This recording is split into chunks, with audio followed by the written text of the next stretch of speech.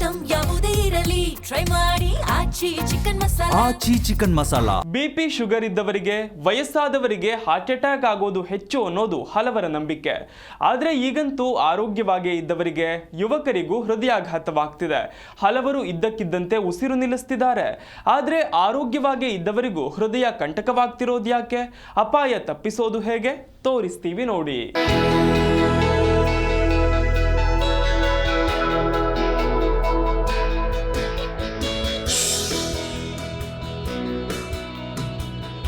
ಅಧಿಕ ರಕ್ತದೊತ್ತಡ ಅಥವಾ ಮಧುಮೇಹವಿದ್ದಾಗ ಹೃದ್ರೋಗ ಕಾಯಿಲೆ ಬರುವ ಸಾಧ್ಯತೆಗಳು ಹೆಚ್ಚು. ಆದರೆ ಅಧಿಕ ರಕ್ತದೊತ್ತಡ ಅಥವಾ ಮಧುಮೇಹವಿಲ್ಲದಿದ್ರೂ ಆರೋಗ್ಯವಾಗಿದ್ದೇವೆ ಎಂದು ಭಾವಿಸಿದ್ದ ಅನೇಕ ಮಂದಿ ಇತ್ತೀಚಿನ ದಿನಗಳಲ್ಲಿ ಹಾರ್ಟ್ ಅಟ್ಯಾಕ್ಗೆ ಒಳಗಾಗ್ತಾ ಇದ್ದಾರೆ.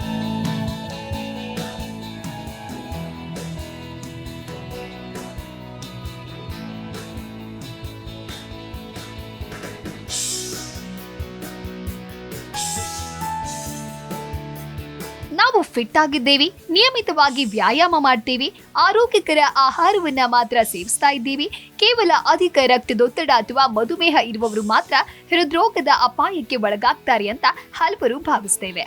ಆದ್ರೆ ಹೀಗೆ ಯಾಮಾರ್ಬೇಡಿ, ಆರೋಗ್ಯವಂತರು ಸಹ ಹೃದಯಾಘಾತಕ್ಕೆ ಒಳಗಾಗುವ ಸಾಧ್ಯತೆ ಇರಬಹುದು.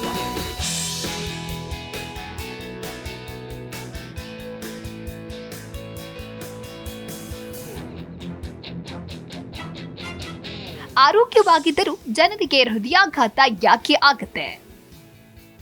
ಹೃದಯದ ಆರೋಗ್ಯವು ಕೇವಲ ಜೀವನ ಶೈಲಿಯಿಂದಷ್ಟೇ ಅಲ್ಲ, ನಾವು ನಿಯಂತ್ರಿಸಲಾಗದಂತಹ ಹಲವು ಅಪಾಯಕಾರಿ ಅಂಶಗಳು ಇದರ ಹಿಂದಿದೆ. ಅದರಲ್ಲಿ ಅತ್ಯಂತ ಮುಖ್ಯವಾದದ್ದು ಆನುವಂಶಿಕತೆ, ಅಂದ್ರೆ ಕುಟುಂಬದ ಇತಿಹಾಸ. ನಿಮ್ಮ ಪೋಷಕರು ಅಥವಾ ನಿಕಟ ಸಂಬಂಧಿಗಳು ಚಿಕ್ಕ ವಯಸ್ಸಿನಲ್ಲಿಯೇ ಹೃದ್ರೋಗದಿಂದ ಬಳಲ್ತಾ ಇದ್ರೆ ನೀವು ಫಿಟ್ ಆಗಿದ್ರೂ ಹೃದ್ರೋಗದ ಅಪಾಯಕ್ಕೆ ಒಳಗಾಗಬಹುದು.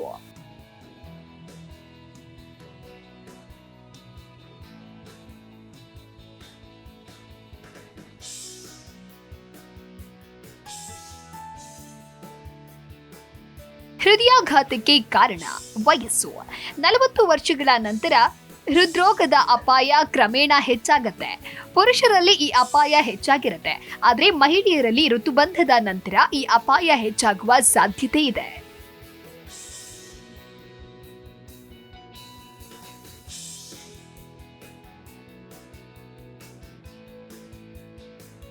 ಸೋರಿಯಾಸಿಸ್ ಅಥವಾ ರುಮಟಾಯ್ಡ್ ಸಂಧಿವಾತದಂತಹ ಕೆಲವು ಉರಿಯೂತದ ಕಾಯಿಲೆಗಳು ಹೃದಯದ ಅಪಧಮನಿಗಳನ್ನ ಹಾನಿಗೊಳಿಸಬಹುದು. ಇದು ಪ್ಲೇಕ್ ನಿರ್ಮಾಣ ಮತ್ತು ಹೃದಯಾಘಾತದ ಅಪಾಯವನ್ನ ಹೆಚ್ಚಿಸುತ್ತೆ. ಒಬ್ಬ ವ್ಯಕ್ತಿ ಫಿಟ್ ಆಗಿದ್ರೂ ಸಹ ಈ ಅಪಾಯ ಸಂಭವಿಸಬಹುದು.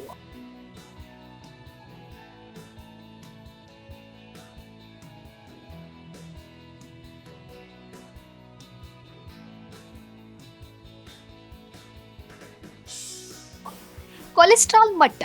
ನೀವು ವ್ಯಾಯಾಮ ಮಾಡಿದ್ರೂ ಸಹ ನಿಮಗೆ ಹೆಚ್ಚಿನ ಕೊಲೆಸ್ಟ್ರಾಲ್ ಅಥವಾ ಅಧಿಕ ರಕ್ತದೊತ್ತಡ ಬರಬಹುದು. ನಿಮಗೆ ಯಾವುದೇ ಲಕ್ಷಣಗಳು ಕಾಣಿಸಿಕೊಳ್ಳದೇ ಇರಬಹುದು, ಆದರೆ 20 ವರ್ಷದ ನಂತರ ಆಗಾಗ ನಿಮ್ಮ ಕೊಲೆಸ್ಟ್ರಾಲ್ ಮಟ್ಟವನ್ನ ಪರೀಕ್ಷಿಸೋದು ಮುಖ್ಯವಾಗಿದೆ.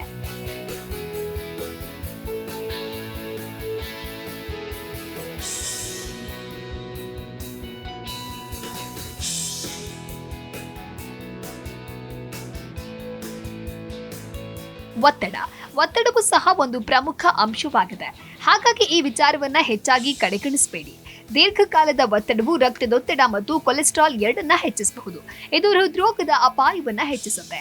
ಯುವಕರಲ್ಲಿ ಹೃದಯಾಘಾತ ಸಂಭವಿಸಿದಾಗ ಇದು ಹಠಾತ್ ಹೃದಯಾಘಾತದಂತೆ ಕಾಣಿಸಬಹುದು, ಆದರೆ ಆಗಾಗ ಅದರ ಲಕ್ಷಣಗಳು ಸ್ಪಷ್ಟವಾಗಿ ಕಂಡುಬರುತ್ತೆ.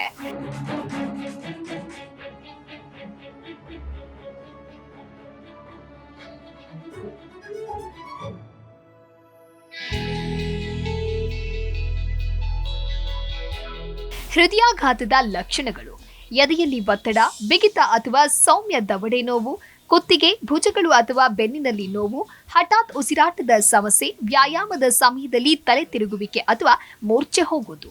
ಇನ್ನು ಮಹಿಳೆಯರಲ್ಲಿ ಕಾಣಿಸಿಕೊಳ್ಳುವ ಹೃದಯಾಘಾತದ ಲಕ್ಷಣಗಳು: ತೀವ್ರ ಆಯಾಸ, ಸೌಮ್ಯ ಎದೆಯ ಸಮಸ್ಯೆ ಅಥವಾ ಉಸಿರಾಟದ ಸಮಸ್ಯೆಯಂತಹ ಲಕ್ಷಣಗಳನ್ನು ಅನುಭವಿಸಬಹುದು.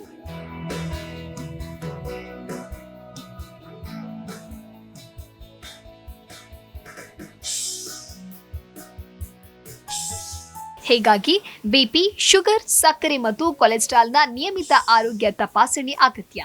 ನಿಮ್ಮ ಕುಟುಂಬದ ವೈದ್ಯಕೀಯ ಇತಿಹಾಸವನ್ನು ತಿಳಿದುಕೊಳ್ಳುವುದು ಮತ್ತು ಅದರ ಬಗ್ಗೆ ನಿಮ್ಮ ವೈದ್ಯರೊಂದಿಗೆ ಮುಕ್ತವಾಗಿ ಮಾತನಾಡುವುದು ಮುಖ್ಯ.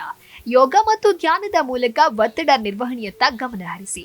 ಧೂಮಪಾನ, ಮದ್ಯಪಾನ, ಜಂಕ್ ಆಹಾರಗಳನ್ನು ಬಿಟ್ಟು ಆರೋಗ್ಯಕರ ಆಹಾರವನ್ನು ಸೇವಿಸುವತ್ತ ಗಮನ ಹರಿಸಿ. Desk bureau, Zee Kannada news.